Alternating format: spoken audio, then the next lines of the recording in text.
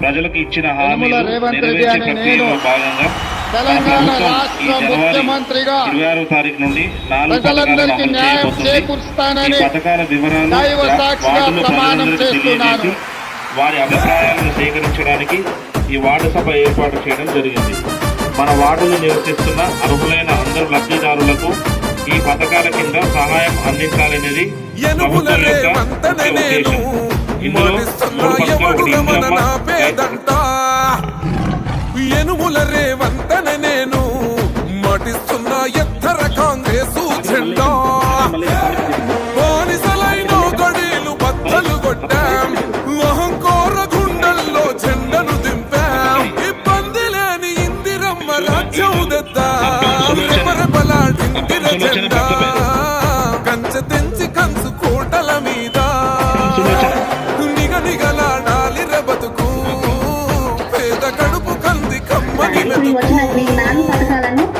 సద్వినియోగం చేసుకోవాలని మన స్థానిక నా వార్డు సభ్యులందరినీ కోరుతున్నాను. ఎలక్షన్ లో ఏవైతే చెప్పిండ్రో మన దగ్గరకు వచ్చి వాటన్నిటిని పూర్తి చేయడం కోసం మళ్ళీ ప్రజల వద్దకు పరిపాలన సెక్రటరీ టైంలో రచ్చబండ అనేది అట్లనే ఇప్పుడు కూడా ఈ రేవంత్ రెడ్డి గారి ప్రభుత్వం ఏం చేసిందంటే మీరు ఆఫీసులలోకి వచ్చి ఇబ్బందులు పడేదానికంటే మీ దగ్గరికి ఆఫీసర్లు రావడం వచ్చి మీ సమస్యలు తెలుసుకొని ఏం చేయొచ్చో దాని ప్రకారంగా ముందుకు పోవాలనే ఉద్దేశంతో ప్రభుత్వం వాళ్ళ ఆలోచన అది.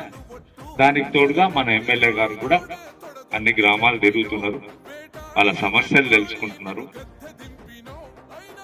తెలుసుకొని ఇలా 3 సమస్యలు ఏం చెప్పిందంటే రేషన్ కార్డులు మెయిన్ ఈ ఒక్క రోజే ఉందన్నారు.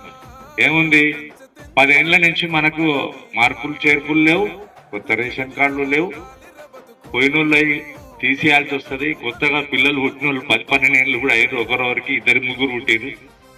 వాళ్ళని ఈ రోజు సాయంత్రం వరకల్లా చేర్చాలన్నారు. శాలలకు సంబంధించి మాత్రం 2-3 కార్యక్రమాలు అయితే అయినాయి.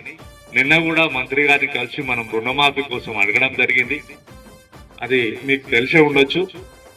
ప్రభుత్వం దాన్ని కూడా రైతులకు ఇచ్చినట్టుగానే చేనేత కార్మికులకు కూడా ఇవ్వాలనేది నిన్న మంత్రి గారిని కోరడం జరిగింది. దాన్ని ఆలోచిస్తామని చెప్పిండ్రు. ఆ రుణాలు కూడా పోయే అవకాశం ఉంది.